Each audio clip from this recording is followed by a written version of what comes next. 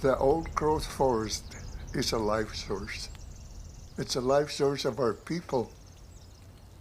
The ancestor said the land that we walk on is made up from the dust of our ancestors. When we connect to the forest depends on us, and we depend on the forest. The Creator has provided you with everything you need. A hemlock tree, cedar tree, you can take a little plant, and if you take it with honor and respect, it connects you to the spirit of the land. Hishukisawak. So we are connected to everything that there is.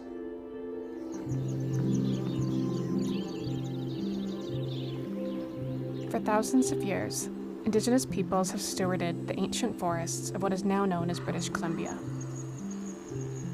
These forests are vital to Indigenous cultures and to the health of the planet, but also to the timber industry. Today, precious little old growth remains, and time is running out to protect what's left.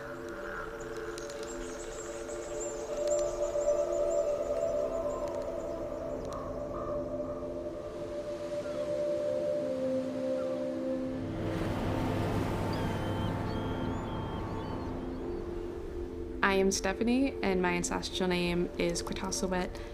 I'm from the Squamish Nation. I'm from the Lackajoe family, and I was born and raised here on our territory, also known as North Vancouver.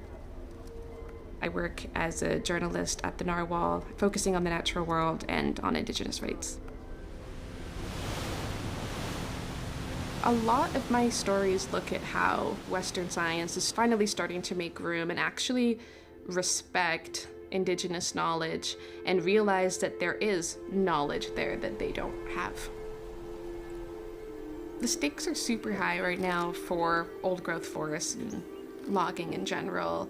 Like with climate change, like the urgency there with wildfires, with drought. There's also just this urgency of how much old growth we have left. Ancient forests once covered nearly all of Vancouver Island. Defined by the province as a forest with trees that are at least 250 years old, or 140 in the dry interior, old-growth forests are prized by the forestry sector for their quality wood and high yield. And experts say a coastal old-growth forest can yield 3 times more than a forest that would replace it.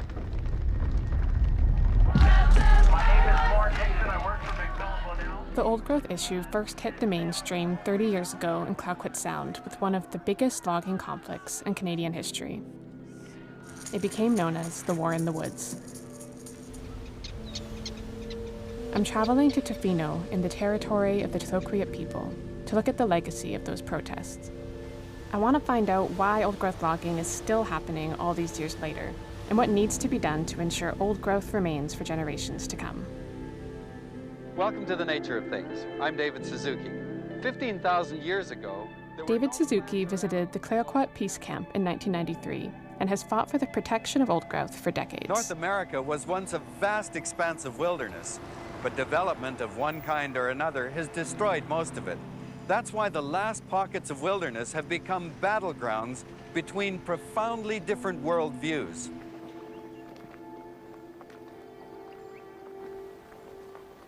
We are here at a key site in the War of the Woods. I was wondering if you can just reflect a bit on where we're at in this moment, 30 years later in the fight for old growth. I mean, that was a huge battle that went on. And 30 years later, the forest is still standing. The bridge is breaking down. But meanwhile, that battle was just a skirmish that was really about the future of forests in this province. And the fact is that the logging has continued for 30 years. But this is just a reminder of how people were concerned enough to actually blockade this road.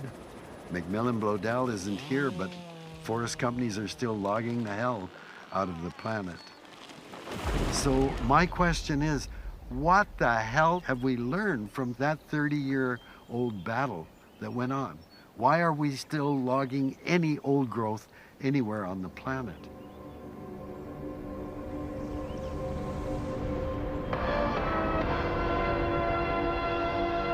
Good evening. The Clayoquot area was the setting for similar confrontations last year at this time. The difference this go-around is a government decision to allow logging in 2/3 of the area. This decision will create one of the largest areas of protected old-growth forests on the west coast of North America. The Nemagen, the Talbot. The Clayoquot land use decision opened up most of the Sound's untouched valleys to logging. It was met with immediate opposition from First Nations and environmentalists, who argued that the forests designated for protection likely wouldn't have been logged anyway. We are opposed to the decision that's been delivered by the government with respect to our traditional territories. It certainly hit a chord with the nation, and it wasn't really a positive chord in that we felt we were excluded from the process, and yet all of the announced activity was going to take place within our hereditary chief's territory. So we felt that we had to get our interests factored into that decision. People who take extreme positions of either log it all or preserve it all are not going to be happy with this decision. I think Mike Harcourt at that point was the greenest premier that British Columbia had ever had, but he'd really dug his heels in on Clayoquot Sound. There wasn't a real interest in finding, forget a middle ground, for finding any common ground. That's when we said, okay, well, you launch what you launch, we will launch what we launch, and we'll see you on the road. So having organized numerous direct action blockades, and having watched the amount of logging actually increase, we decided that we needed to change tactics and basically pop it out from being a regional issue and into a national and international issue. And what we're here to say is that these forests belong to the people. These forests do not belong to the industry.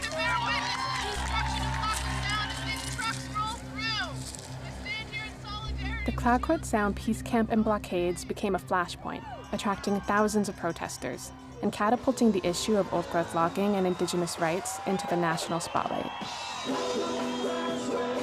Even though it was not an Indigenous-led movement, it was a group of people that were actually willing to work together, and it was really beautiful to be a part of.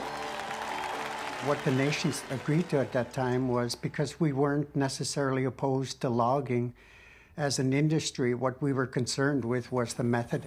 Instead of having just clear-cut bare mountains, stripping them, we were looking more for selective logging. So we thought we would just go about developing our own strategy. I'd love to just shove that thing right up your fucking ass, you know? Why would you want to do that? Huh? Why? You a logger? Well, I used to be until you fucking jerks took my job away. Job, man. Yeah?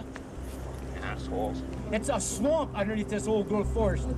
Oh, no, don't tell me. You're putting yourself in opposition to very established, very entrenched power holders, and also people who are very afraid of losing their jobs. We're going to be obliged to arrest those that remain here.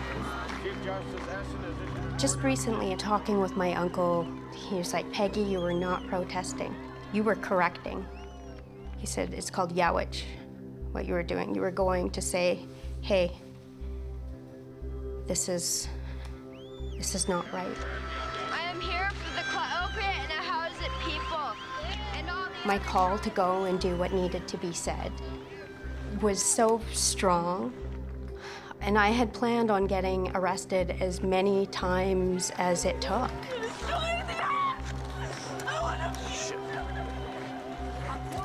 As summer carried on, more and more people came to Clayoquot Sound, culminating in a single day in August where more than 300 people were arrested. It was the only day that summer that protesters actually stopped the logging trucks. But their bigger objective had been accomplished. People across Canada and around the world were now paying attention to the logging of Clayoquot Sound.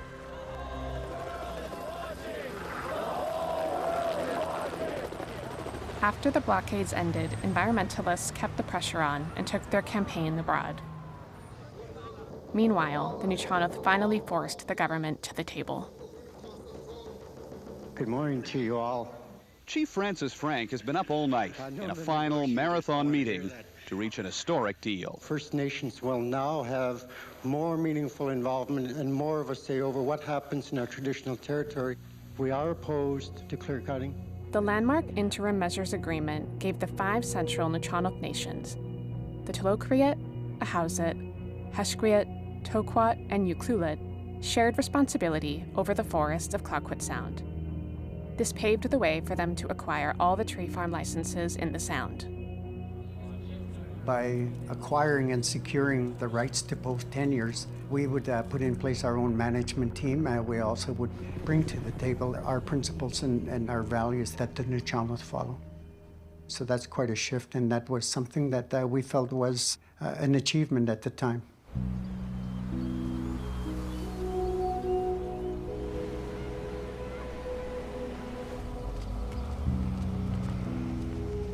The Central Nuu-chah-nulth nations established their own forestry company, with a vision to log in a more sustainable and respectful way. But elsewhere in BC, clear-cutting remained the status quo, and old-growth forests continued to fall.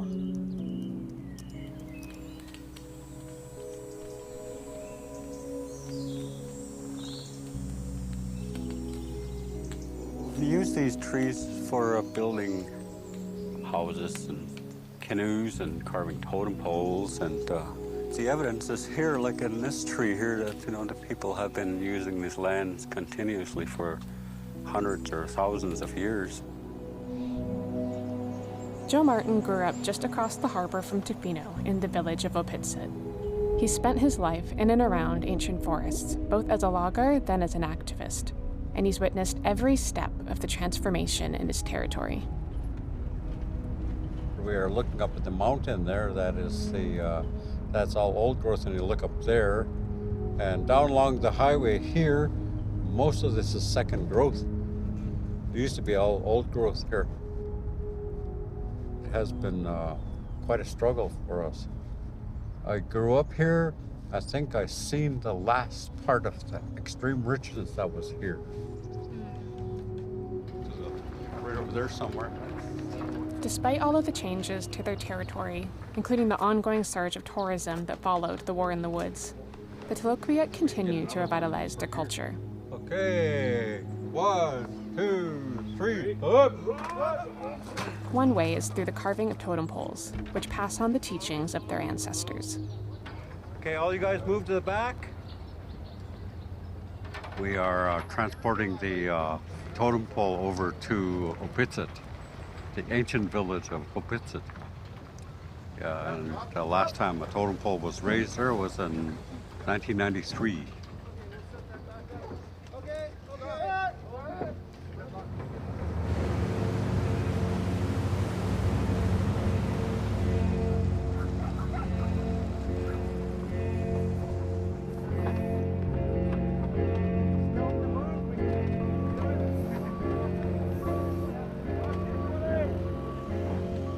Very important for the survival of our culture and our identity, to see all these children we see around here, to have something left in.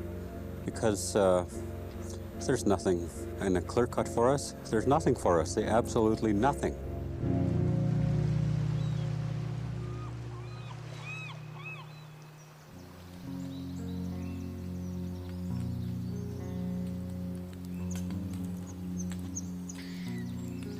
Our people understood that everything is tied together in this world of ours. You're going to impact anything within the circle of life, well, then you have to do it with respect. It's not enough to understand and speak the language. You have to live it. Utwisak nish isak miskoaskan. Utwisa Uktissasuka aqua absidat yal altsug ani chacham hechchik. Respect is our very first law. If you base all of your decisions on that law, there isn't much that you're going to do wrong. Moses Martin stood up for this principle back in the 1980s, when he joined a blockade to prevent Mears Island from being clear-cut. When the loggers arrived anyway, Moses told them they could visit the island, but they had to leave their chainsaws behind. The Tlaloquiit and Ahousaht declared Mears Island a tribal park, and eventually won a court injunction to stop the logging. And as far as we're concerned, this is our garden, and we will not let you fall any trees here.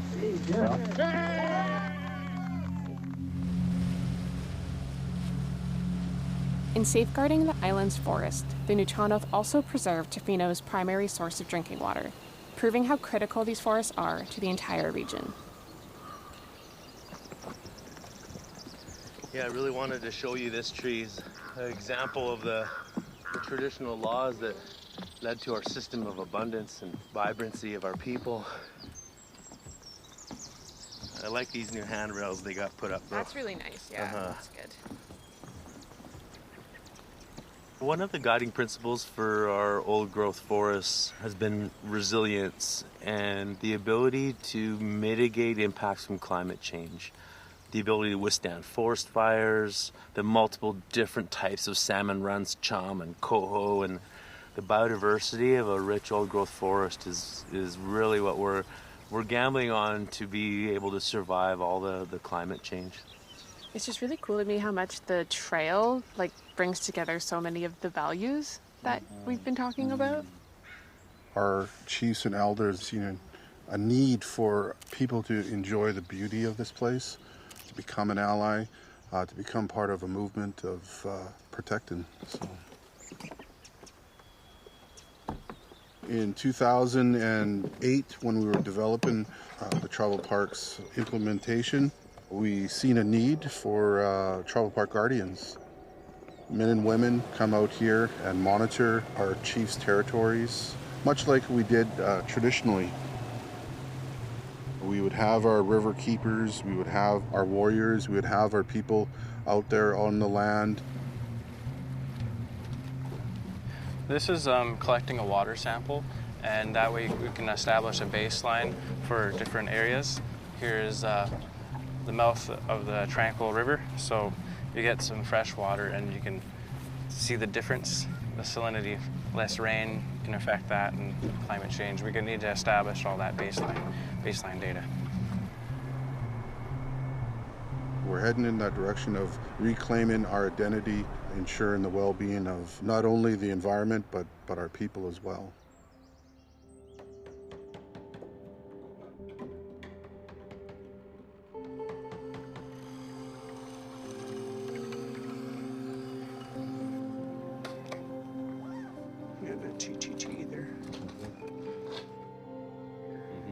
This here, is that able to go a little bit wider to there, and then up to about there? Yeah. Our ancestors who we represent in these poles are the ones that left us these teachings like that. And one of those really most incredible teachings about harvesting of red cedars was that they were never ever allowed to cut these trees in the spring or the summertime because there are birds nesting up there.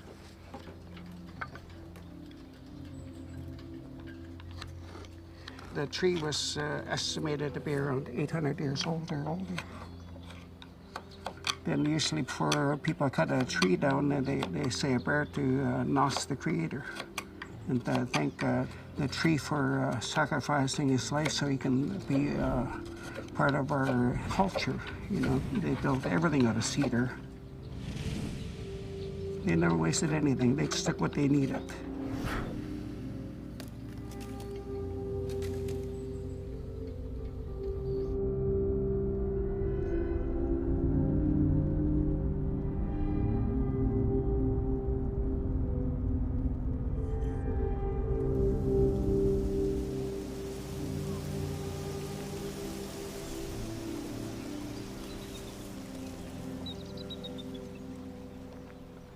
I was wondering if you could kind of paint a picture of what forestry looks like in Nuu-chah-nulth territory today, and how that's informed. The Niuayassum Gardens, where Joe, Pat, and Robin have been carving, is also a hub for the study of IPCAs, Indigenous Protected and Conserved Areas, an Indigenous-led conservation model that's gaining momentum across Canada. Core to an IPCA is a lasting commitment to protecting and promoting biological diversity. But interconnected with that is understanding that culture and language and biological diversity are intimately and inextricably linked. That's why restoring languages and cultures is so key, because built into those languages and cultures is sort of your guiding principles for managing the land. Aqua? Aqua. Aqua? Aqua. Agwitas hot. So it. Oh, cowards. 500 years ago, we would not have needed tribal parks or indigenous protected and conserved areas here in Clayoquot Sound. 500 years ago, we didn't undertake economic practices that threatened the land to a point where we were then compelled to protect it from ourselves as a species.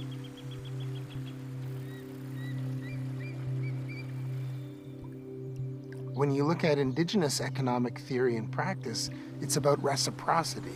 And when you fail in that reciprocal relationship, then there's an imbalance that's created. So IPCAs fundamentally are about maintaining that balance.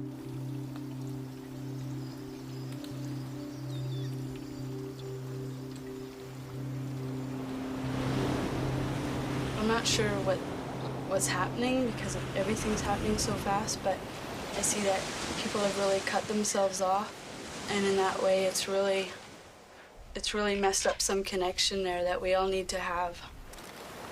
Good. Looks so good. It looks awesome.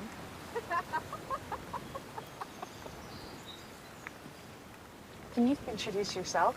Uklas is to uk, his stuff is to ukwayat, he's a Quistis Mahdi Ihwasit. I'm Tlauk, or Giselle Martin. I come from the House of Ihwasit, from Tlaokwayat Nation. Tlaokwayat has been anglicized into Clayoquot, and further anglicized into Clayoquot, like Clayoquot Sound, Clayoquot. Tlaokwayat Nuu-chah-nulth is an ecologically based language. It's from this place. It's made of the sounds of the plants and the animals and the elements of this place. Su-chas is our word for tree, which su is to hold something like su-chit, and us is a suffix meaning on the land. So literally the name for tree is landholder, and it expresses that role right away. That's just also beautifully said, especially as a journalist too, that I come up against that a lot, because there's terminology like wildlife or wilderness, wild plants and all that stuff. Even like salmon fry, like I've just replaced that with like the word babies sometimes to try to just like get a different point across. I'm just really, really grateful to all the people that have taught me, but also in the non-human world. Who do you know that says ka? Okay, ka, Yeah. ka. Yeah. Who does that? Pros. They are named Ka'in, and for a while I thought that they are named for the sound that they make. And yes, they are, but the sound ka is not just confined within the sound that they make within their name. It is exemplified into a verb that is sprinkled throughout our language, which is exemplified by them, the crow, and what they do in life. So those little young crows, like, caw, caw, caw, feed me, give to me, give to me, give to me. And that's what we say in our language when we want something passed to us. Caw, katsi is sons, like pass me the salt. So I see that in action on the land and in the animals. Maybe you could talk a bit more about just your relationship with the forest and with the damage and the impact that has happened to forests due to logging and other things. What does the future look like for you to sort of return those damaged spaces to a place of abundance? There's no word for sorry in Nuu-chah-nulth. Tried looking for words, there's no word. The only acceptable response is to immediately change your actions.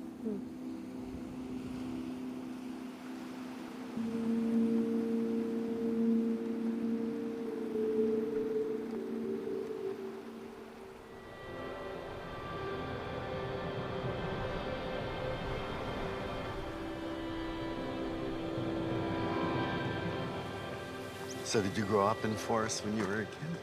Yes, we grew up in like Lynn Valley in North Vancouver. Oh, yeah. Yeah.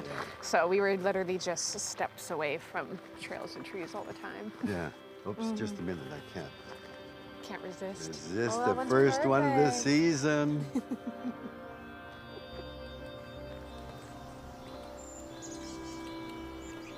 Now that is a tree. That is a tree. Not many people will see trees of that size anymore. How old do you think that is? They were saying that the trees in here are over 1,000 years old. Huge. Wow, look at that root system there. It's amazing. And is there any way that we can ever know like how much carbon a tree like this could store? There would be estimates made. I mean, this is basically a pile of carbon. You know, it has built itself out of carbon dioxide from the air, water from the soil, and sunlight. When I look at these ancient trees, I think of my own hands. You see how twisted they are? That's what comes with old age, you know? We get bumps and gnarly and wow. And once again, the other trees coming out around it. Of course. That one leaning on it. Think of this one plant, and if it's lived 1,000 years, everything has wanted to eat it, you know, or somehow exploit it, and it survived.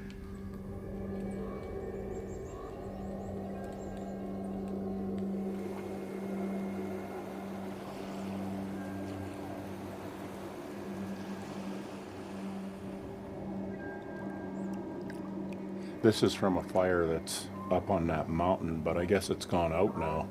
It's 400 hectares and it's created a lot of smoke. So this is kind of normal now.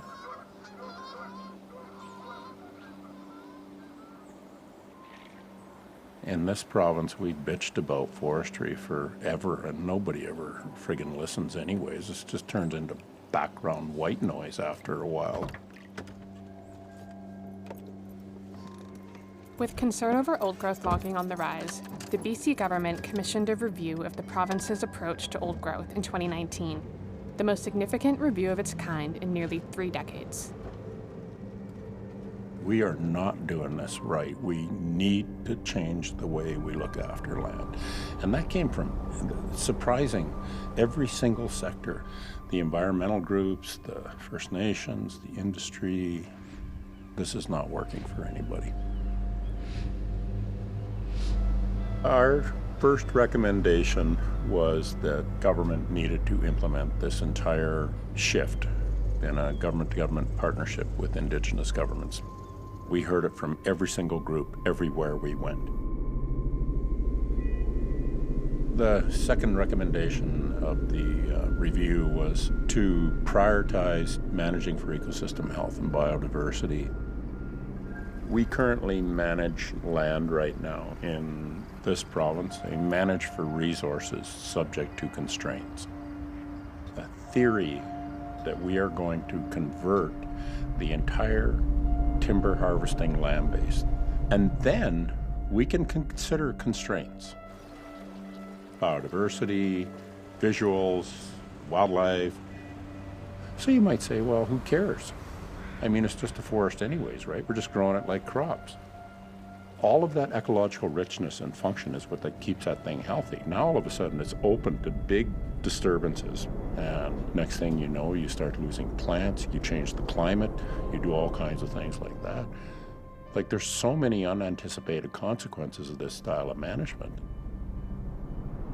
I thought we'd quit continuous clear cutting in this province. I thought we banned that about 2 or 3 decades ago, and they're still happening.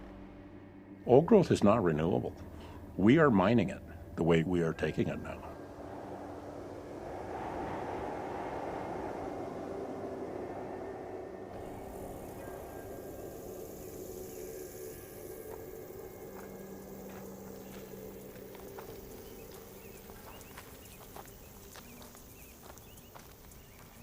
So we've headed into this clear cut. The temperature here must be, what, 10 degrees hotter than it is in the old growth forest. And one of the real effects here is the effect of climate change directly hitting the ground.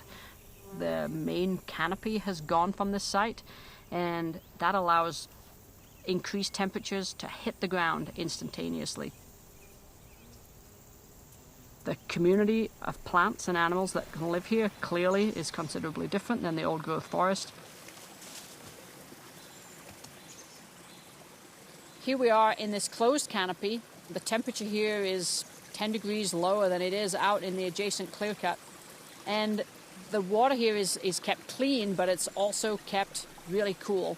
So this is an absolutely key function performed by these forests if we want to keep cold water species such as salmon in British Columbia.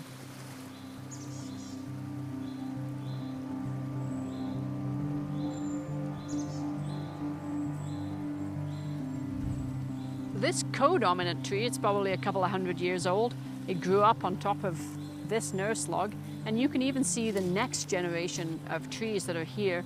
All of this biomass is made of carbon, and this forest stores carbon in the big tree trunks, but it also stores it in these nurse logs, and it also stores it in the soil.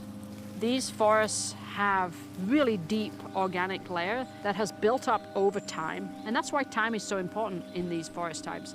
Although these trees are really big, actually about 60% of the carbon that is stored in these forests is below ground.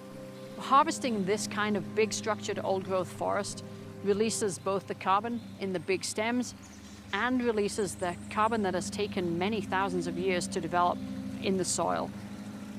We don't have time. Carbon must be stored worldwide wherever we can at this time. We have to stop releasing carbon into the atmosphere if we're to have any hope of dealing with the climate crisis.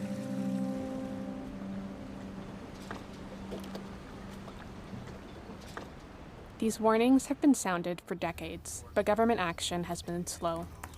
Many experts agree that a paradigm shift is needed in how government and industry approach forestry and land management in British Columbia. Ken Wu is a longtime forest campaigner focused on solutions to protecting old growth and sensitive ecosystems. His roots go all the way back to the War in the Woods.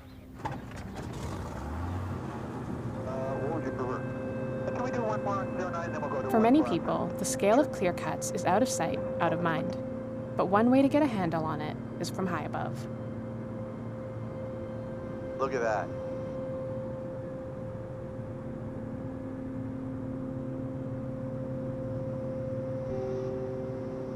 We've been flying over the fragments of old-growth forests and the old-growth clear cuts, as well as the cut-over landscapes that dominate so much of central and eastern Vancouver Island as well.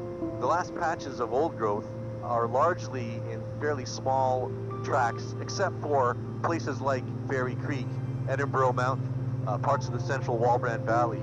We're lucky there have been some protected areas, but they're a tiny fraction of the overall land base. We're one of the very last jurisdictions in the Western world where we still have these 500-year-old and 1,000-year-old giants, and we're just about the last jurisdiction that still says it's okay to liquidate them on a large industrial scale. So you add them up all together, it's hundreds of hectares of the greatest old-growth forests on Earth being plundered for 2x4s, toilet paper, and pulp.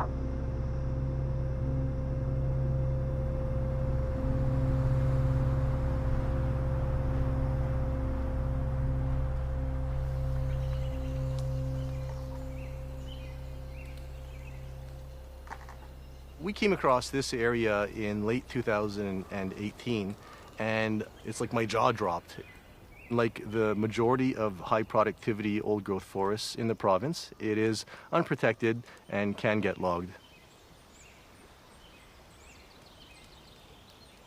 Port Renfrew now is the new Clayoquot Sound. It's been ground zero for the ancient forest movement for the last dozen years now. And it has been the catalyst for a much bigger ancient forest movement across the province, just like Clayoquot Sound was back in the early 1990s. We've got a chance to save the last of the old growth province-wide.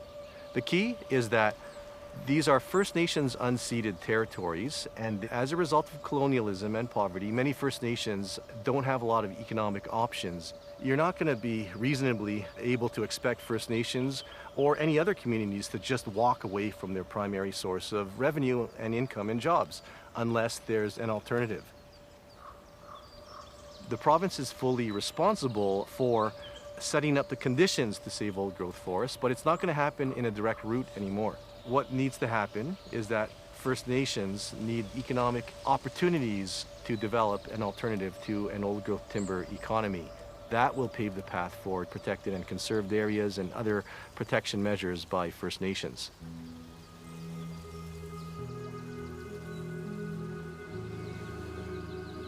Indigenous nations across Canada are increasingly asserting their sovereignty through innovative approaches to conservation.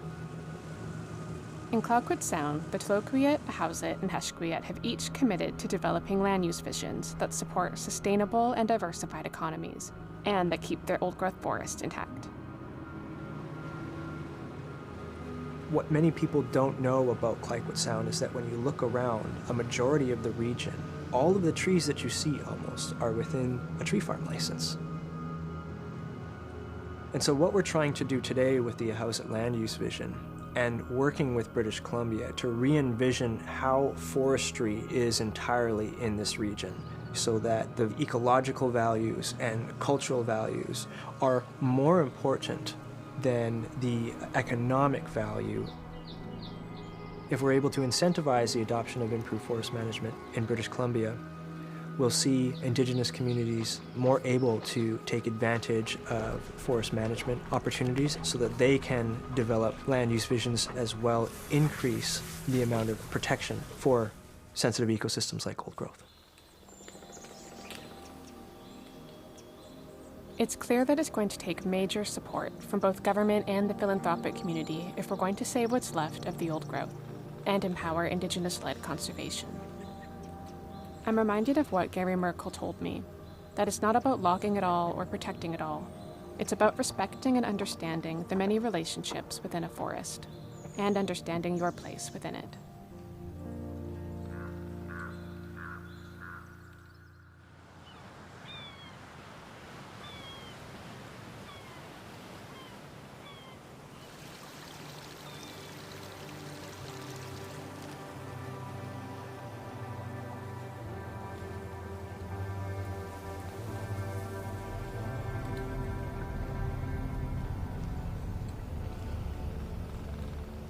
So, you've been talking a lot about, the importance of Indigenous leadership and sovereignty, just from your personal experience with Mears Island and the War in the Woods. What's kind of coming to mind while you're here and thinking back on that? Vancouver Island itself, it looks like it's been bombed. I mean, it's just atrocious to see how much logging has gone on. It's absolutely scandalous that the government has continued to allow logging of old growth when over 800 people were arrested at Clayoquot. We have the biggest biomass in the temperate rainforest of any ecosystem on the planet. The weight of living things here is more than the weight of living things in the Amazon rainforest. Why? We got big trees.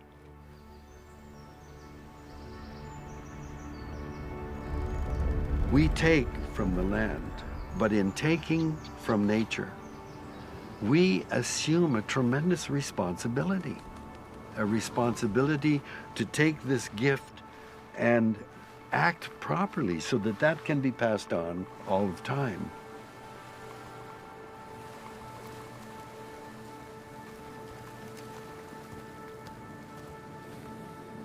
This idea that we have a responsibility to the earth, not a right to it, is at the center of Indigenous laws and worldviews around the world. The loss of old growth doesn't just impact climate and biodiversity. It has major impacts on the health and cultures of Indigenous peoples. The bark, the trees, the plants, and the animals underneath are all at the heart of many Indigenous ways of being. All right, we're going to lift here. We're going to shift it straight forward about 6 inches if we can. Lifting and then forward 6. Lifting, up. Push down. Down, slowly, slowly. First Nations in BC have never stopped pushing for their rights to steward their lands. It's a fight that has lasted generations and isn't over yet.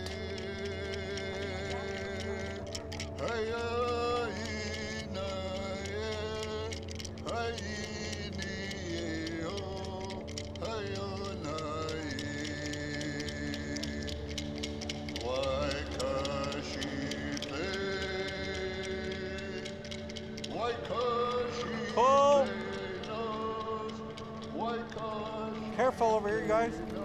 Pull harder on that side. Okay, watch it now. Whoop. Pull on that side.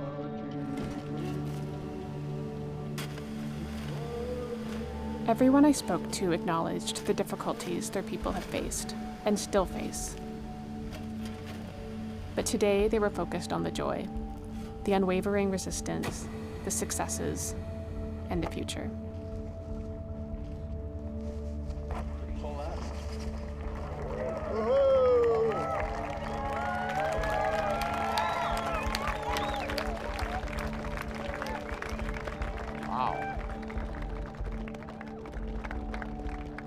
This totem pole is to depict the pandemics that we are all facing together. The top crest, of course, this one here is the female thunderbird. And in this case, we have the crest of the moon on the chest of that thunderbird. And that is about the first teaching and the first law. And that is about respect. You know, when Europeans first arrived here, certainly we could not read the stuff you have on your shirts. They said we were illiterate. But so are they when they'd seen our totem poles. They had no idea what these things are about. They're lifelong teachings that were passed down through all of our ancestors, our uncles and our aunts. We are a part of the family of nature. We're not here to rule and dominate and extract and steal. And I think about the spirit of the life of this tree. When people ask us, how long did it take to carve this pole? I think about how long did it take to grow this tree. We had people who sang to the trees to help them grow straight. Every ring, every line, every grain line represents generations of salmon who came back to the rivers to nourish those forests. These forests are not wilderness, they are our ancestral gardens.